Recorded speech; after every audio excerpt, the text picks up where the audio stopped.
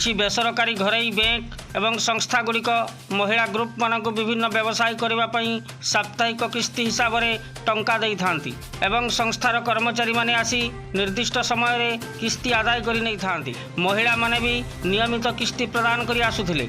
मात्र एवं सारा भारत वर्ष में कोरोना महामारी जगु केंद्र और राज्य सरकार लॉकडाउन घोषणा करिथिबारु समस्ते एवं रोजगार शून्य होई निज परिवार प्रतिपोषण करि पारु नथिबा समय रे एही बेसरकारी संस्था किछि कर्मचारी माने महिला मानक ठारू किस्ती आदाय करिया पई आसी गरीब महिला मानक उपरे मानसिक चाप पकाउथिबार अभियोग हेउछि। ए बाबद रे महिला माने जिल्लापाल को एक अभियोग पत्र प्रदान करी सेमानकु आउ 3 मास समय दिया जिबाकू निवेदन करिसंती।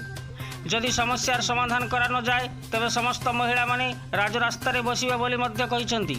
किंतु संपृक्त संस्था माने एभली घड़ीसंधि समय रे भी किस्ती आदाय करी महिला मानकु मानसिक दुश्चिंतारे पकाउथिबार देखा जाउछि। कुलियणारू रंजन बारिकंग रिपोर्ट केभी मीडिया।